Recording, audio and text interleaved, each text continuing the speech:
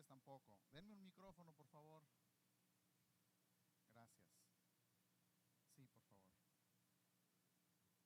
Ok. Bueno. Sí. Ok. Buenos días otra vez. ¿Cómo están? Qué bueno.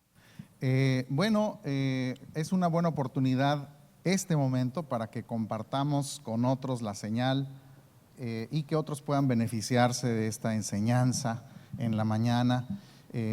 Nos está visitando Yasmín desde Veracruz, México, una abogada que labora con nosotros allá, y bienvenida.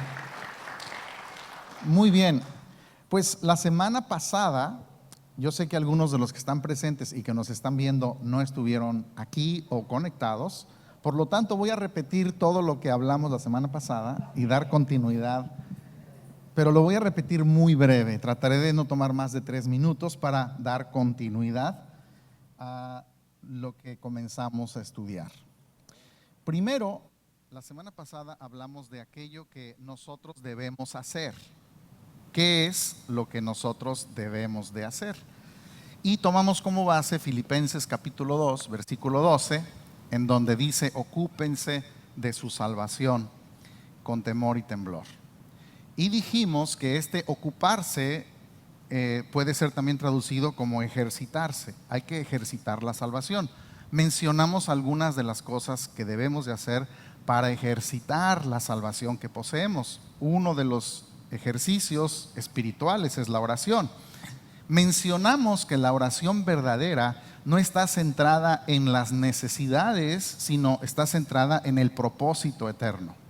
También dijimos que la oración no se debe hacer como peticiones de un mendigo hacia Dios, sino desde la posición que tenemos de hijos de Dios. También dijimos que no oramos para ver si Dios nos escucha, para ver si Él nos oye, sino en plena certidumbre de nuestra fe, sabiendo que Él siempre escucha nuestras oraciones. Dijimos que la oración nunca pide cosas que son fuera de la voluntad. O sea, no pedimos necedades, sino todo aquello que está dentro de la voluntad. Tampoco es una costumbre religiosa, sino que es algo vivo y es algo dinámico. La oración no consiste en guerra contra ningún espíritu. No estamos peleando contra nadie. Cristo ganó todo para nosotros. Fue una victoria completa, consumado fue en la cruz, sino que la oración es comunión con Dios. La oración verdadera, la del nuevo pacto, no son gritos desesperados, sino peticiones que se realizan en paz y en confianza. Dijimos que la oración no es un sacrificio de la carne, sino es un deleite del espíritu. También explicamos que la oración no son repeticiones de frases o de rezos, sino que son expresiones de agradecimiento por lo que Dios ya nos dio, por lo que ya nos concedió, por lo que todo lo que Él nos ha dicho. Otra de las dinámicas, otro de los ejercicios del espíritu de la salvación es la lectura de las Escrituras. Explicamos en detalle que la Escritura, cuando la leemos, debe hacerse con inteligencia espiritual, debe hacerse con iluminación del Espíritu, debe hacerse con las perspectivas de las realidades presentes, que son del nuevo pacto, que son verdad presente de esto que ahora poseemos, y no ignorando esto, entendiendo la separación de lo que produjo la cruz, la resurrección, la ascensión y los eventos que le dan inicio a estas realidades que ahora poseemos. Dijimos también que se lee buscando a Cristo y su obra en todo lo que leemos. También dijimos que se hace de manera continua y sin sacar la Escritura del contexto. Bueno, después hablamos de otras dinámicas. Fíjense todo lo que hablamos la semana pasada. Qué barbaridad. Nadie me paró. Si no me doy cuenta del tiempo, me hubiera seguido más tiempo, pero hablamos de la renovación de la mente, hablamos de las obras del Padre que tenemos que manifestar, hablamos de que parte del ejercicio de la fe, del ejercitar la salvación, es también el servir al cuerpo, la vida congregacional y también la generosidad. Bueno, todo eso se resume en un versículo que fue el que vimos la semana pasada de Filipenses, que yo lo llamaría lo que yo debo hacer. Yo debo ejercitar la salvación. Yo debo hacer ciertas dinámicas de la vida del Espíritu que son mi responsabilidad, que yo debo realizar, ocuparme de la salvación. ¿Para qué?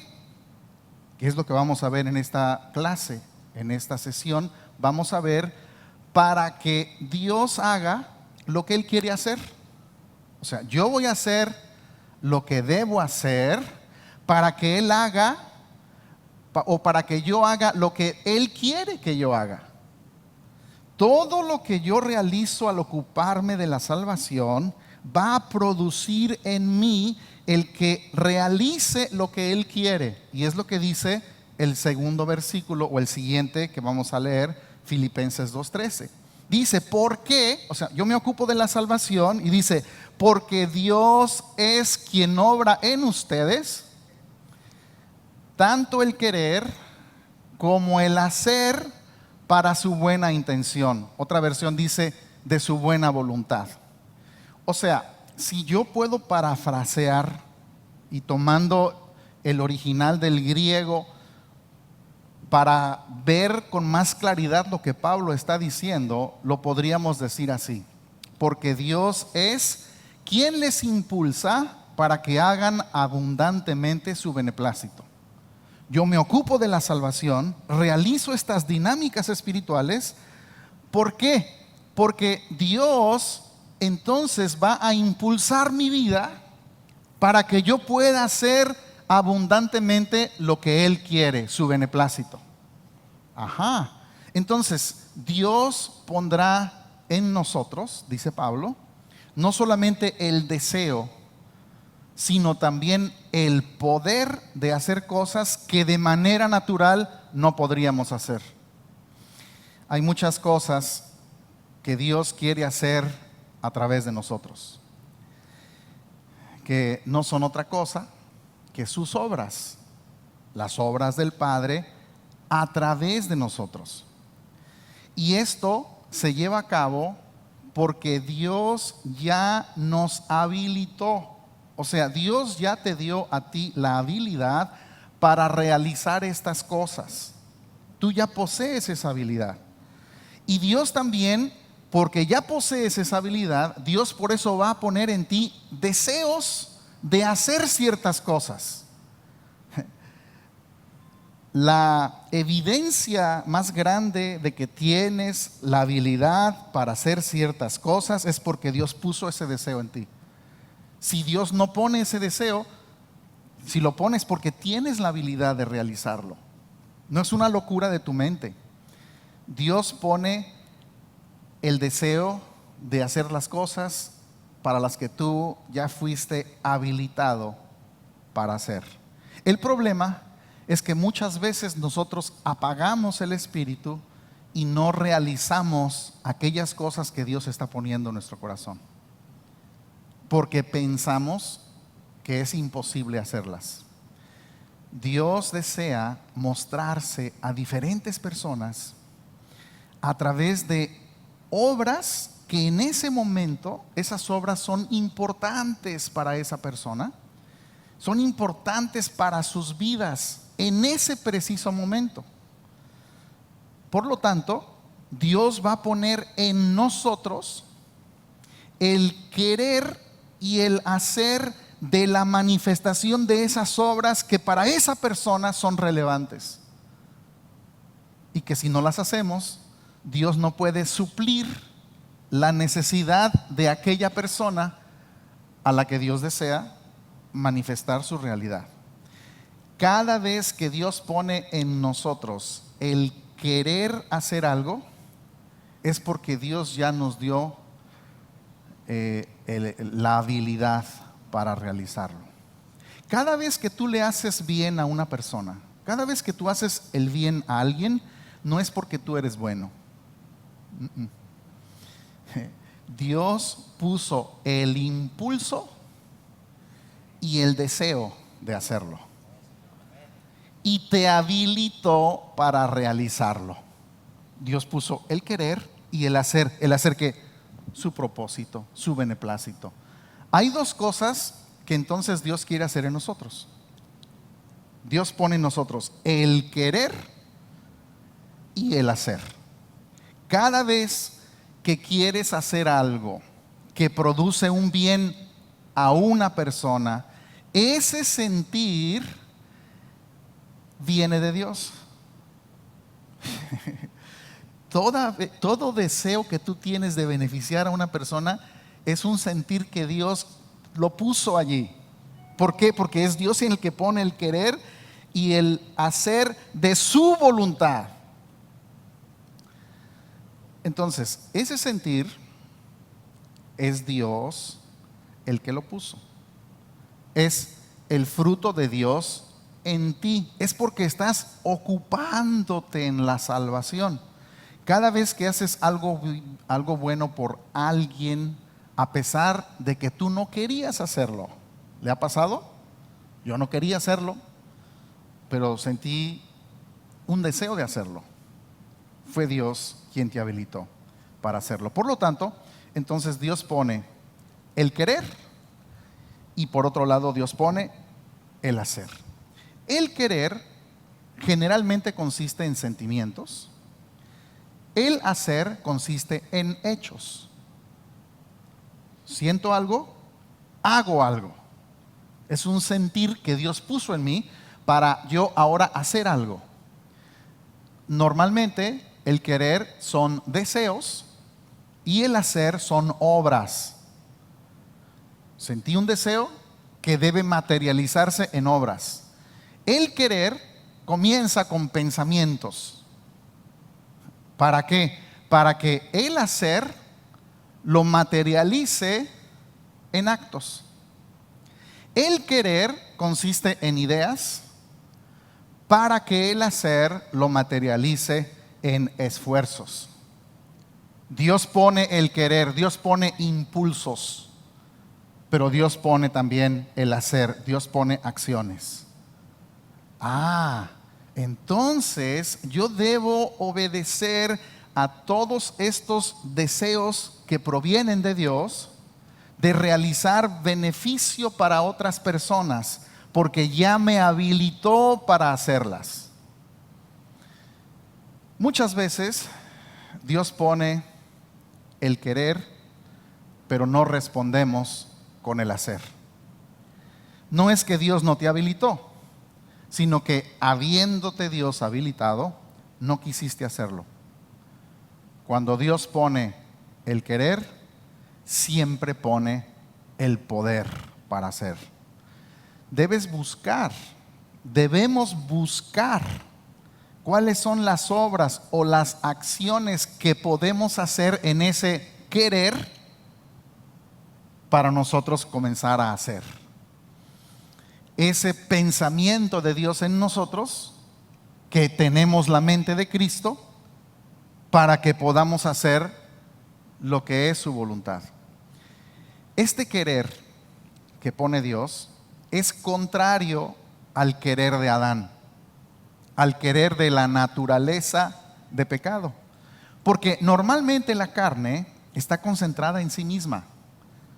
Todo lo que desea es un beneficio para ¿quién? Para sí. Es lo que Pablo dice más adelante, dice, todos buscan lo suyo propio. Todos buscan no están buscando el beneficio de los demás, todos buscan lo suyo. A eso se refiere. A la naturaleza de Adán, que normalmente busca lo que le beneficia personalmente. Normalmente la carne está concentrada en sí y en las personas que para ese individuo tienen valor, para nosotros. Hay muchas personas que para nosotros tienen valor y de forma natural les queremos producir un bien. O sea, este querer de Dios, el querer que Dios pone en nosotros, normalmente no es hacia alguien que nosotros amamos. porque está relacionado con nosotros, no, sino generalmente este querer de Dios va a ser hacia alguien que puede ser un completo desconocido. Ese sentir de querer hacer algo por alguien que no conozco solamente puede provenir de parte de Dios. Y cuando yo me ocupo de la salvación, voy a comenzar a tener más ese tipo de sentimientos, porque voy a ir reflejando el carácter no de Adán, que era el que operaba en mí, sino el carácter de Cristo, que es el que ahora vive en nosotros. Entonces, la semana pasada hablamos de lo que yo debo hacer. ¿Qué debemos hacer? Ejercitar la salvación, ocuparnos de la salvación. Ahora estamos hablando del punto número 2, para que Él haga lo que Él quiere hacer a través de nosotros. O sea, Él pone el querer y Él pone el hacer de su voluntad, para que entonces podamos obtener el punto número 3, que es para que se logre el objetivo. Y es lo que dice el siguiente versículo, el versículo 15. Para que sean irreprensibles y sencillos hijos de Dios, sin tacha, en medio de una generación torcida y corrupta, en medio de la cual ustedes resplandecen como luminares en el mundo. Noten que aquí 2 veces Pablo dice en medio. No fuera de ni alejados de esta generación, que aunque es torcida y es perversa, la iglesia no debe estar ausente y lejana, sino está en medio de esa generación torcida y esa generación que en realidad es una generación necesitada. Entonces, hay 3 cosas que vemos en este versículo. Dios quiere que seamos hijos de Dios, irreprensibles y sin mancha. Segundo, que debemos estar en medio de la generación necesitada. Y tercero, hay una causa, porque estando en medio podemos alumbrar esta generación torcida y corrupta. No es nada más para nosotros confundirnos en medio de ellos, es para que haya un efecto de ese ejercicio de la salvación, de ese querer que Dios pondrá en nosotros para que podamos hacer sus obras, para que en medio de esa generación que está torcida podamos ser la luz en medio de ellos. Por lo tanto, este pasaje nos habla, esto va más rápido que yo. Este pasaje nos habla de hijos de Dios y nos habla de la generación.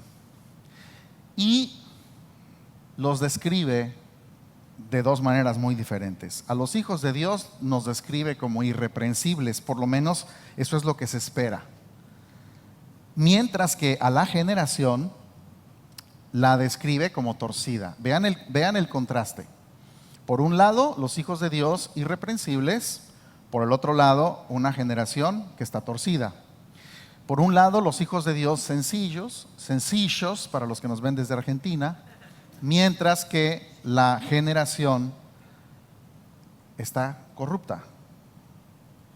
Los hijos de Dios, menciona este pasaje, que son sin tacha, mientras que la generación es corrupta. ¿Ven ustedes la diferencia? Los hijos de Dios son luminares, mientras que la generación, esta que está torcida, está sin luz. Por lo tanto, son 2 entidades, los hijos de Dios y la generación que se menciona, son completamente diferentes. Pero la única manera de llevar a cabo una transformación es cuando estos hijos de Dios entienden que son la luz y pueden operar ejercitando la salvación, pueden operar con el querer y el hacer de Dios para que en medio de esa generación se conviertan en la diferencia y podamos alumbrar y transformar la realidad de sus vidas. Por eso, entendamos, los hijos de Dios deben trabajar en la salvación para ser irreprensibles y sin tacha. O sea, sin que nos deba reprender o señalar de absolutamente nada. En un mundo donde todo mundo tiene cola que le pisan, lo que dice Pablo es que los hijos de Dios deben ser irreprensibles. Dice que deben ser sin tacha, o sea, intachables. Esto en una sociedad cuyos ciudadanos vivían de una manera desordenada, dando rienda suelta a sus deseos, y donde los valores morales no son requeridos dentro de su comunidad. Estar en medio de una generación necesitada. Sí, Pablo la describe como perversa y como corrupta, pero al verlo a través de los ojos de Cristo, nosotros entendemos que esta generación es una generación necesitada. ¿Necesitada de qué? De luz, de la verdad. Por eso, en medio de una generación torcida y corrupta, no aislados de esa generación, en medio. Pablo escribió a sus contemporáneos, ubiquémonos en el tiempo, le está escribiendo a los a los filipenses. Le está escribiendo a ellos en ese tiempo diciéndoles, es como ustedes deben de vivir en medio de esta generación que está torcida. Muchos piensan que la generación presente, o sea, esta donde estamos viviendo el día de hoy, es la más torcida de todas las generaciones de la historia. Pero les tengo noticias. No, te tengo noticias. Hay generaciones que han probado ser más torcidas y perversas que esta. O sea, el tiempo en que vivió Pablo no era tan diferente al tiempo en que vivimos hoy. Sí, no existían los autos, no existían las computadoras, no existían muchas cosas que hoy son práctica de la vida, pero el carácter moral era el mismo o peor. ¿Por qué? Porque Adán no ha cambiado.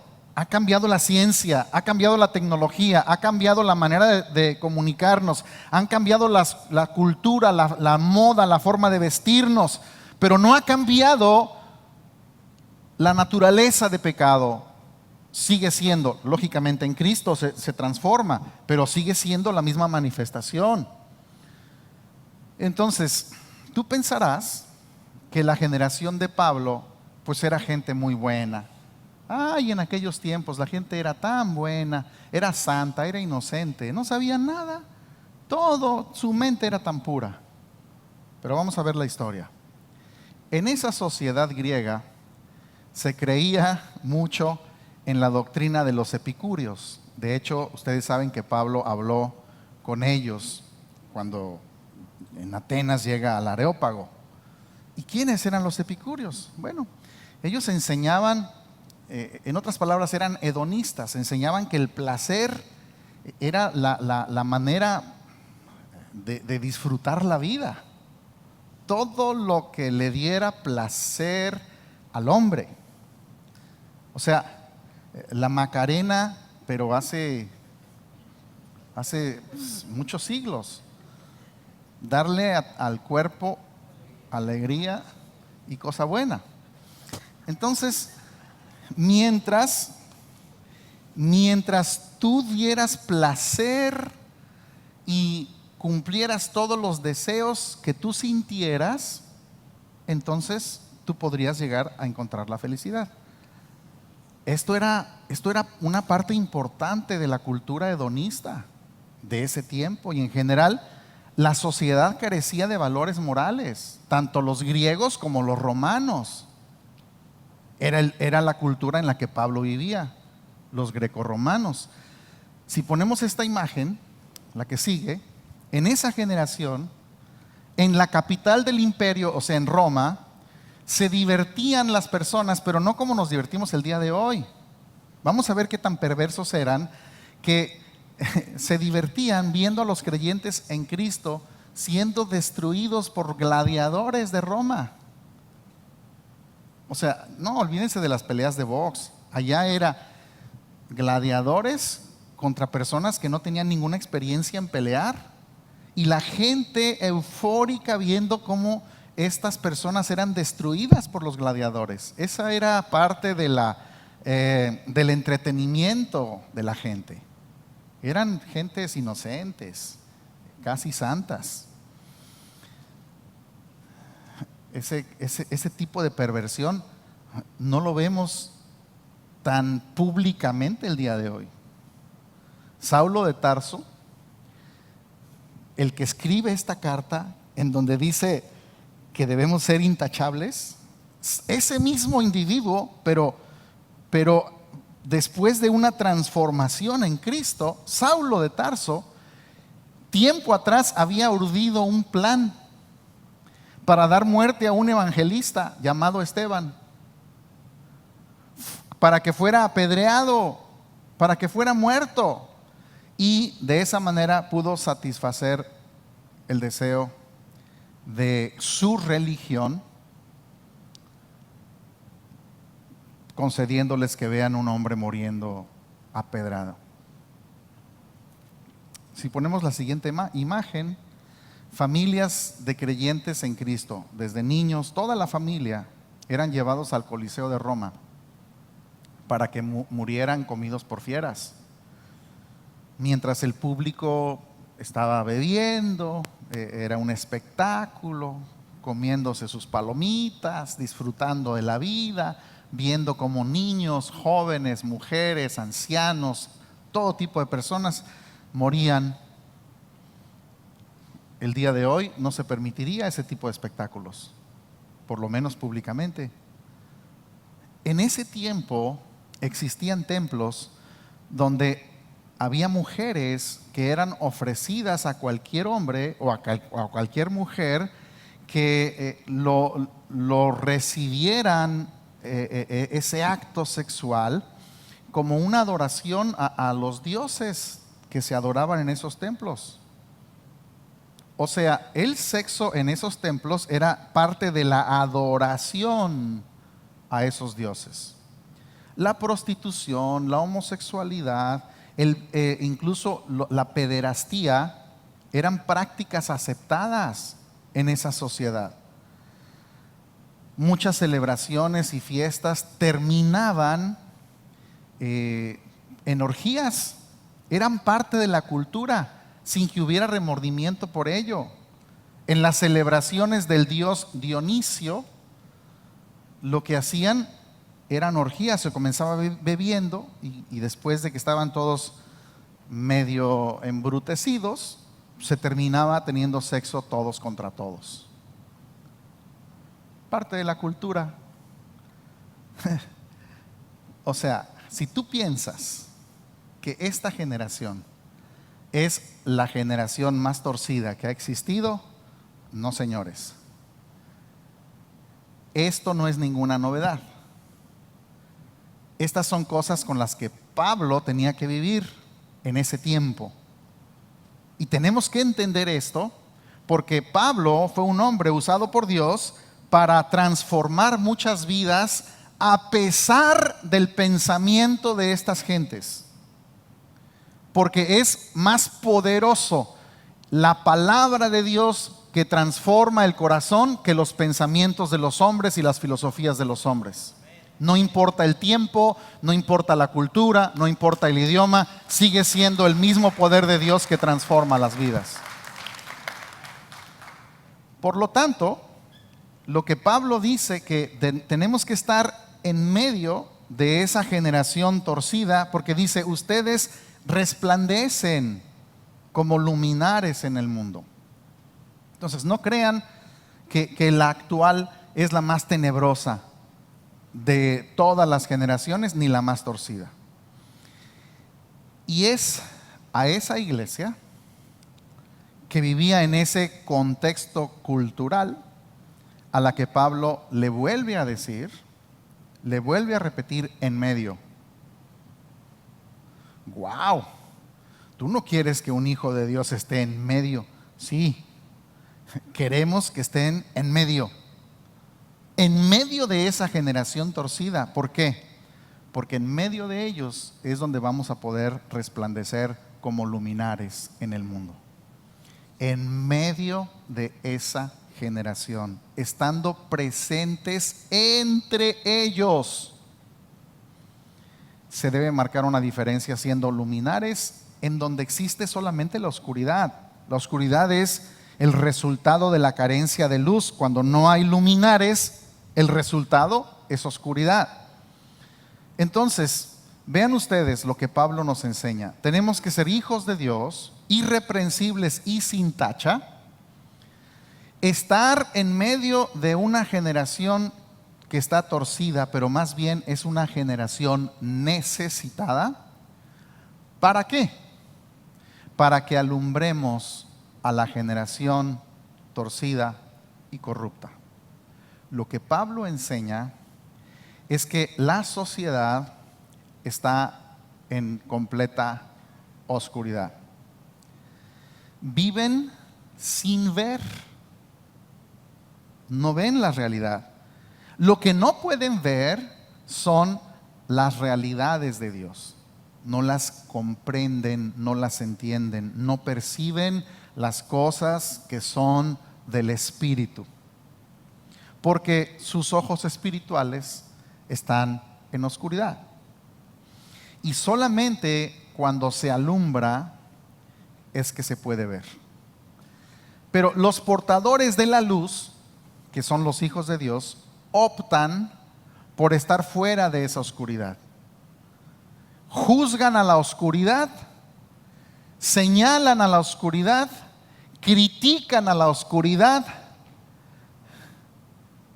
no entendiendo que la oscuridad es el resultado de que no hay luz allí.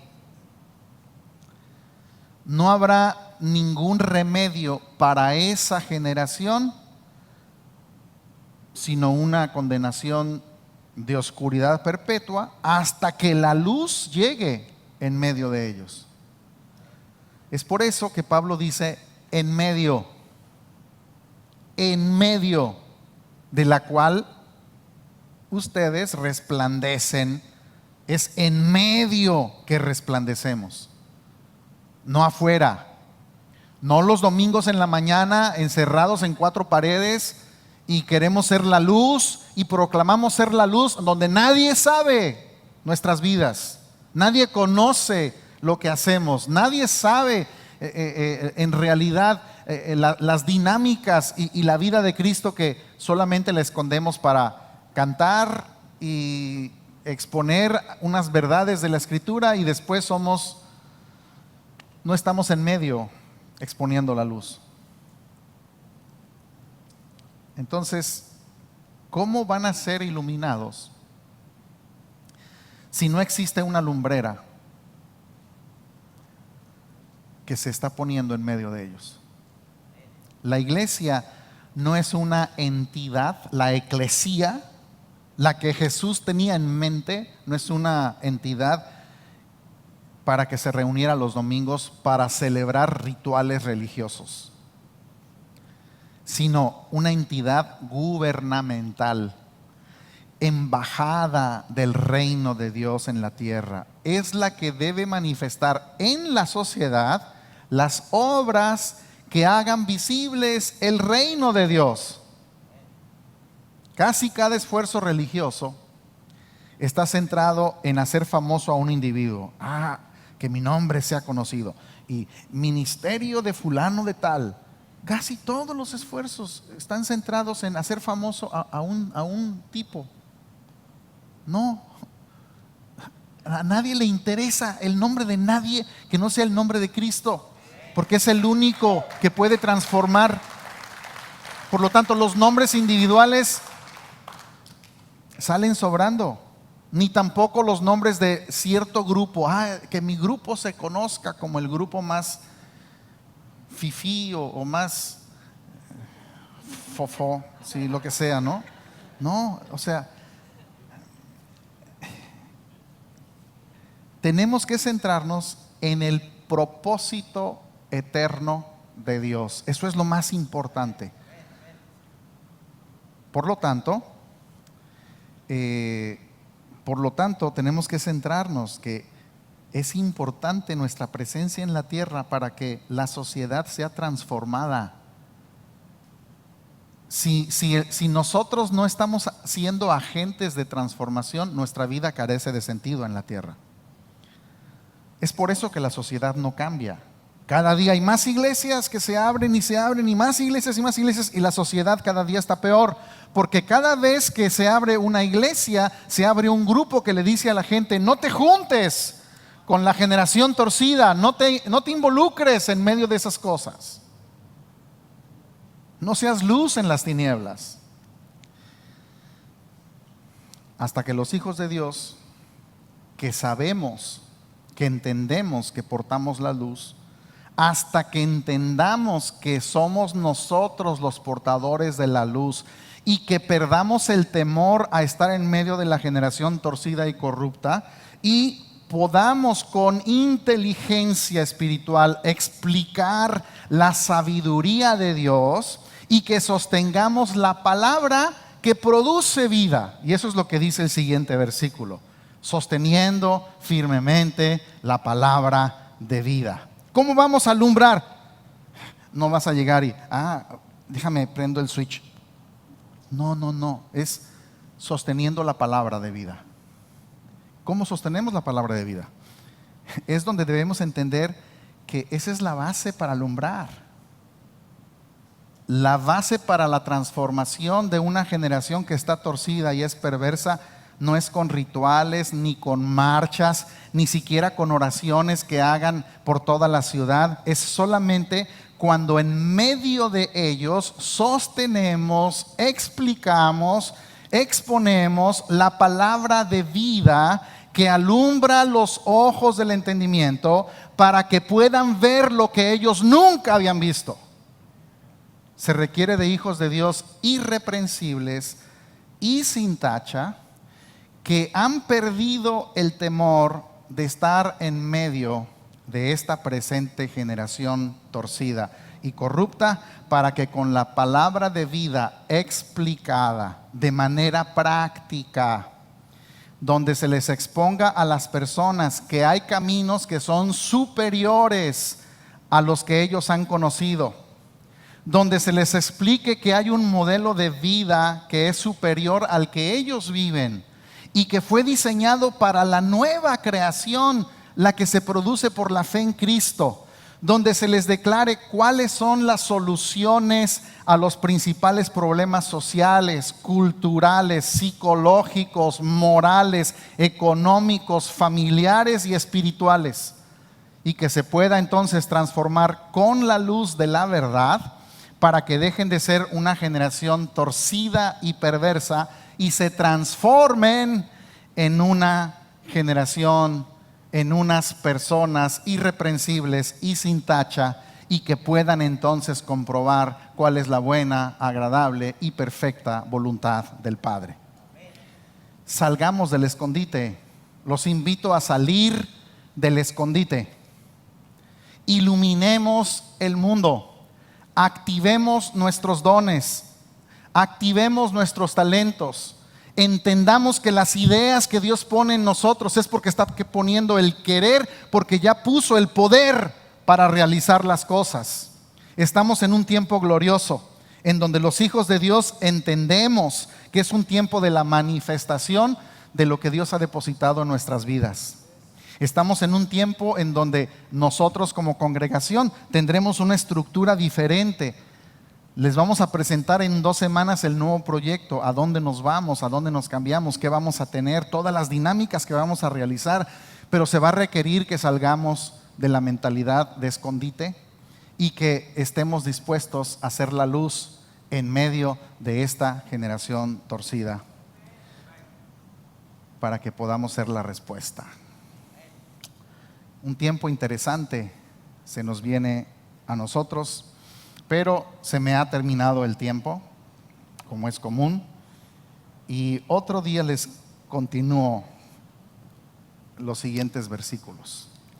Por lo pronto yo quiero orar por los que estamos aquí presentes y los que nos están viendo a través de los medios, para que podamos nosotros entender, requerimos del ejercicio de esta salvación que ya se nos ha dado,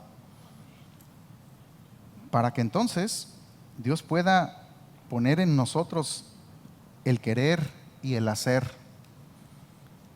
porque poniendo Dios el querer y el hacer, podemos nosotros ser los luminares en medio de una generación que está torcida y es perversa. Pero esa es la solución de Dios.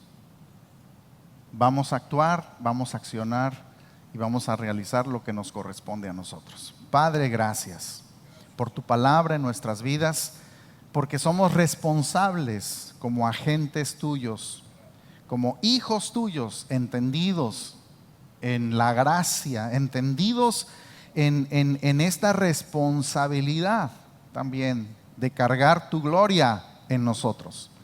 Y te agradecemos porque esta vida en Cristo es gloriosa y tiene mucho potencial para que puedas desarrollar a través de nuestras vidas, y nosotros nos prestamos a ti.